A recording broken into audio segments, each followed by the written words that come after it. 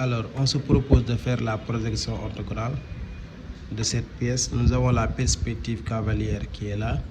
Et nous avons ici trois vues, à savoir la vue de face, la vue de dessus et la vue de gauche, qui sont incomplets, que nous devons donc compléter par la projection orthogonale.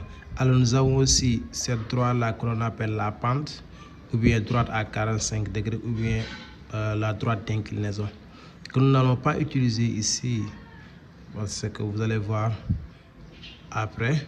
Alors, pour commencer, il y a quelque chose qui est très important en projection orthogonale, c'est la position de l'observateur.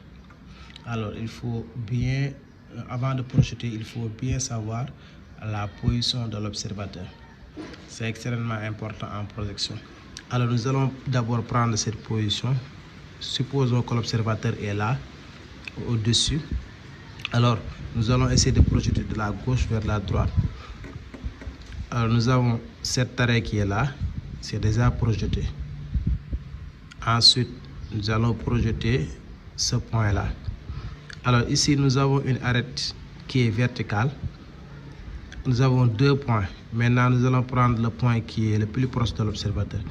Maintenant, pour la projection de cette arête, nous savons que si nous sommes là, cette arête ne sera pas vue parce qu'il est caché par cette surface-là.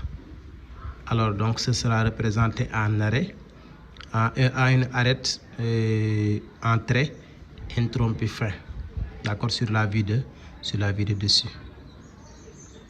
Donc, ce sera représenté comme ça. Ensuite, on avance.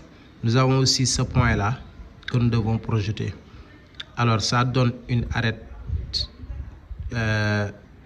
donc en trait continu fort. Pourquoi? Regardez ici, quand l'observateur est là, rien ne l'empêche de voir ce point-là. Donc, il n'y a pas un obstacle entre lui et ce point. Donc, ce point est vu. Quand il est vu dans la vue de face, donc il sera représenté dans la vue de dessus en trait continu fort.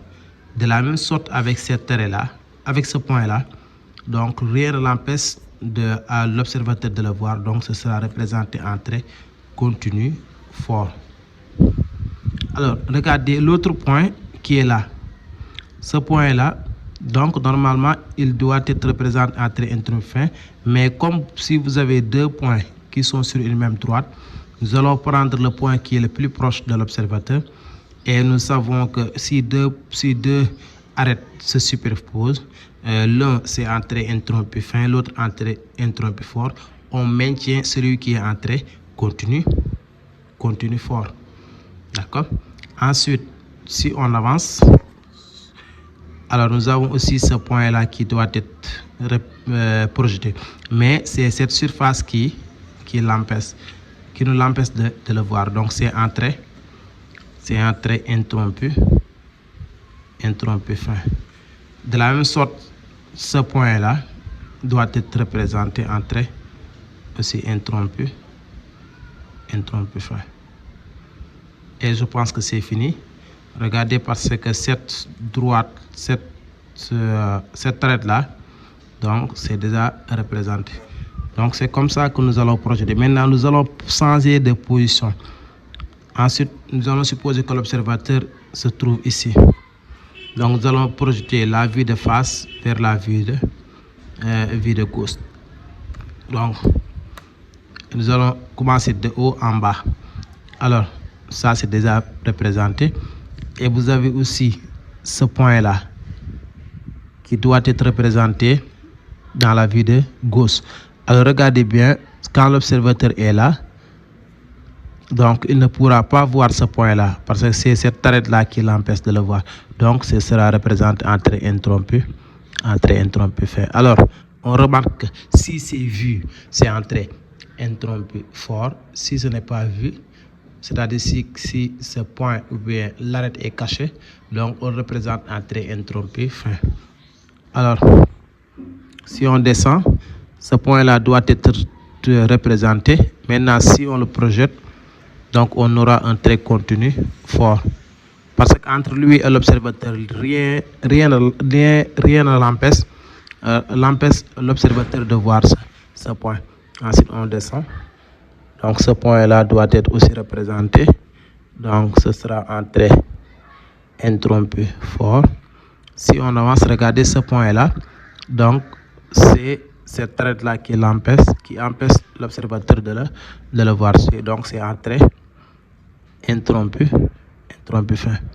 Alors, certains vont me dire que ce point doit être représenté. D'accord. Ce point, si on représente, c'est la même chose parce qu'il y a une superposition de deux arêtes. Donc, interrompue, ça donne ensuite interrompue. Mais si vous avez une superposition entre interrompue et arrête fort, c'est l'arrêt fort que l'on maintient. Alors, n'oubliez pas aussi ce point-là doit être représenté. Donc, je pense que c'est bon. Donc, c'était ça pour ces deux positions. Maintenant, l'autre position, quand vous prenez cette position-là, donc vous aurez ces deux points-là qui sont déjà représentés. Quand vous prenez aussi cette position, vous avez les deux points-là qui sont déjà représentés ici. Voilà, quand vous prenez aussi cette position-là, vous avez ce point et ce point qui est déjà représenté.